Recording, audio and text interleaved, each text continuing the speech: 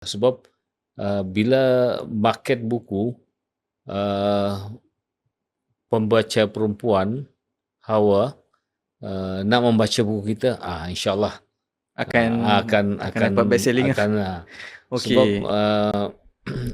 pembaca wanita ni memang pembaca yang tegar berbanding lelaki. Kalau dia kata kalau dia jumpa dalam 3 buku, tiga-tiga dia suka, tiga-tiga dia beli. Tapi kalau lelaki satu, mana saya kerap ditanya, mana satu paling best? Saya kata best ni lah, mandatory. Okey, ambil semua apa semua. So tuan kalau orang tanya tu akan bagi cadangan mandatory Cadangan mandatory. Kenapa? Pasal mandatory dia ganas sesuai untuk lelaki. Okey. Dan lagi pun buku tu tidak dibenarkan masuk penjara. Sebab cerita tu bunuh hakim, bunuh peguam, bunuh apa semua. Jadi memang ada rekod jenayah lah buku tu sendiri. Sebab saya ada baca, ada orang pernah cakap buku Ramli Awal Mursyid ni kalau masuk penjara gaduh. Yang tu ke? Tak tahu, saya tak tahu. Tuan tak tahu masa tu? Tak tahu. Tapi yang saya tahu, ada pegawai penjara di Johor itu, dia kata, mandatory mana mandatory? Saya kata, cuba cari Hana.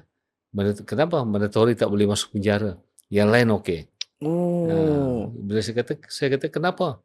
Dia kata, saya pun tak tahu, dia kata. Bila saya ingat balik, dalam buku tu, dia bunuh hakim, dia bunuh peguam, dia bunuh korporat. Betul. Cuma dia tak bunuh pemimpin saja.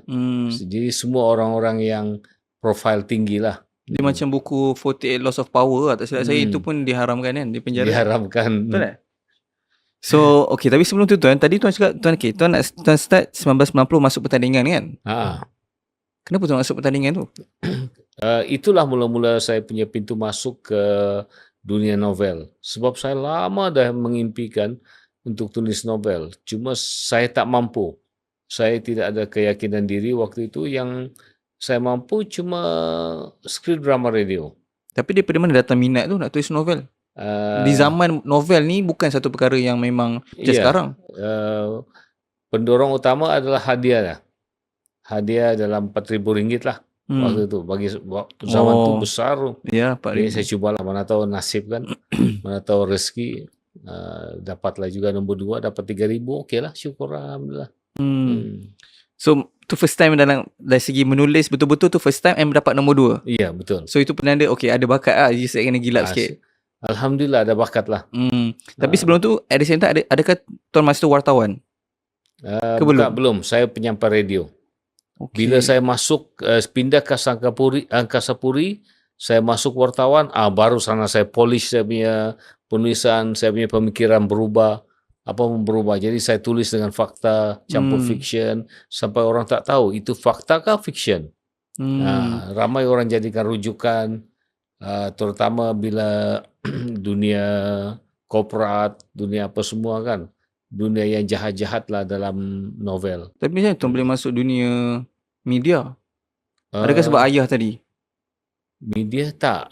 Menulis. Bukan, maksudnya kan tadi tuan cakap dekat pergi daripada Ketua Kinabalu tu dia transfer ke Angkasa Puri kan? Di Angkasa Puri. Angkasa Puri jadi DJ radio? Bukan. Saya jadi pemberita, wartawan. Tu kira dunia bukanlah hiburan, dunia media kan? Macam broadcasting kan? Tapi tuan, adakah sebab tuan punya pelajaran? Tak. Saya memang rezeki saya ditempatkan ke situ. Bila saya ditempatkan di bilik berita, saya paling tak suka. Sebab berita ni kan hari-hari ada homework. Hari-hari ada homework. Homework yang kena siapkan hari itu juga. Bila saya pergi assignment, balik, mesti buat. Sekolah lebih kurang. Sekolah lah. Bila pening kalau cover Perdana Menteri waktu tu, Tun Mahathir. Wah, ini bukan label saya ni. Pasal Tun Mahathir kan memang label yang ilmu tinggi lah. Tapi saya dihantar untuk study Island Tower Runtuh. Saya pergi juga. Mula-mula saya pada hari itu, saya ingat pada hari Sabtu tahun 1993 ke 94.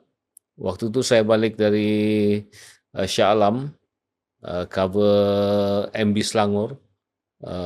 Kemudian saya singgah sekejap, saya kata apa ramai-ramai itu. di jalan pantai tu. Rupanya ada pembunuhan. Saya pergi buat berita. Pantanglah tengok situasi yang mencurigakan. Sampai office, chief reporter lari. Dia kata, Ramli, pergi dengan Abang Jamil sekarang. Ada kondominium runtuh. Saya pergilah. Tiap-tiap hari saya pergi sana. Jadi itulah pengalaman-pengalaman macam itulah yang Berbentuk penulisan. membentur diri saya. So pada awalnya kena paksa kepada bahagian berita Pada awalnya bukan kerana paksa. Saya memang tak suka beli berita. Tapi lama-kelamaan, sebab kita tahu kan, benda yang kita tak suka mungkin baik pada Allah. Allah tempatkan kita di tempat tu ada baiknya. Tapi kita hamba, kita tak tahu, kita tak suka. Tapi saya cuba sabar. Isteri saya pujuk, sabar. Akhirnya saya boleh menulis dengan santai sekarang. Sebab ilmu penulisan semua sini, ilmu media semua sini. Jangan Allah tarik saya lah, minta-minta lah. Dia macam boleh jadi penyampai radio tuan? Penyampai radio waktu saya di Sabah. Waktu itu Radio Nasional Kota Kinabalu. Saya masuk unit drama. Lepas tu saya ditransfer ke penyampai radio. Penyampai radio dia kita seronok lah, kita suka main lagu, tapi faktanya sedikit. Jadi saya dihantar ke tempat yang lebih mencabar. Penyampai radio is dunia glamour. Tapi bila ke bilik berita adalah dunia yang paling mencabar. Jadi peralihan di sana. Saya tak belajar lagi macam mana cara pemberitaan. Saya lost. Macam mana nak buat ni benda ni? Tapi berkat sabar tu insyaAllah. Saya belajar sikit-sikit. Saya belajar dari orang lama. Saya belajar tengok berita orang macam mana. Itulah akhirnya. Itulah formulanya, konsepnya yang paling asas adalah kenapa, mengapa, bagaimana, di mana, bila. Ini konsep dia itu. Jadi konsep itu saya terapkan dalam novel-novel saya. Sebab bila ada novel-novel saya tu, kalau perasan bila dalam satu bab tu ada satu pembunuhan berlaku, tapi saya tak tunjuk siapa pembunuh. Tergantung.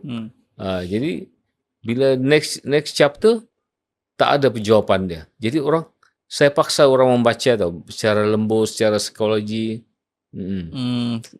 And bila saya tengok review tentang cara penulisan Tuan Ramli pun memang ramai orang cakap macam tu lah. Kalau ada benda-benda tu jadi, dia tak akan dia jawab terus. Dia akan dibiarkan untuk. Okay, kejap guys. Assalamualaikum. So aku ada big announcement sebenarnya untuk korang. So aku actually dah berpartner dengan Public Gold sebagai diorang punya authorized dealer guys. Okay, kenapa aku buat macam ni?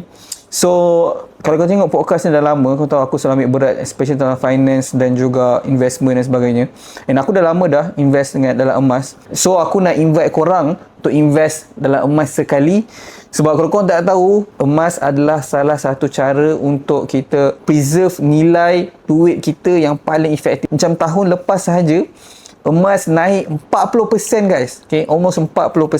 Put into perspective, kalau korang invest dalam financial instrument yang lain macam ASB ke last year, macam 5 ke 6% macam tu je lebih kurang. So dengan gold 40%. And dengan apa yang jadi dengan dunia sekarang ni, dengan segala konflik di antara negara dan sebagainya, emas akan lebih mencarat naik. Tak pernah lagi dalam sejarah tahun ke tahun emas menurun. Tak pernah lagi guys. Okay, so aku nak buat giveaway guys. Aku nak bagi 0.25 gram. Kau boleh tengok apa yang aku pegang kat sini. So ni dia guys. Okay, so ni dia guys, 0.25 gram of official collaboration Public Gold dan juga kartun Inside Out kalau korang ingat. So ni korang boleh collect, and sebab ni korang boleh buat collection juga kalau korang nak. Dan siapa yang akan dapat 0.25 gram ni kepada investor yang bertuah, sepanjang bulan Julai ni aku akan run this giveaway. Satu orang akan memenangi 0.25 gram dengan syarat korang invest dalam emas hanya RM100 sahaja.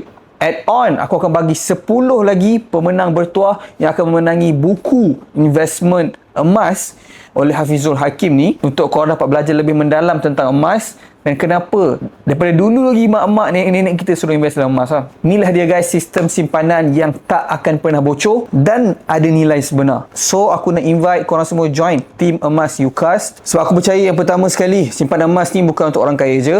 Yang kedua, semua orang layak untuk menyimpan emas. Dan finally, aku percaya ilmu kewangan ni bukan untuk disimpan, tapi untuk kita kongsi sekali sama-sama. So kenapa korang kena selain berpeluang untuk menangi emas percuma ni, sebab bila korang join team ni, tekan link kat bawah, korang tak akan dibiarkan seorang-seorang. Korang akan dibimbing, ditunjuk ajar step by step. Mudah je guys, tekan link Telegram di bawah, join sekarang. Korang boleh terus start buat investment bersama Public Gold serendah RM100 sahaja. Dan sebagai penghargaan untuk bulan Julai ni, 10 orang, macam aku cakap, dia akan menang buku bestseller Traveller Emas, dan satu orang yang bertuah akan menangi 0.25 gram emas. So bayangkan guys, korang beli emas RM100, korang ada berpeluang untuk tambah 0.25 gram lagi. So guys, jangan tunggu lagi, start sekarang. Tahun lepas je 40% naik, tahun ni kita tak tahu lagi total akan berapa. So klik link kat bawah, jumpa kat dalam, mulakan perjalanan emas korang hari ni.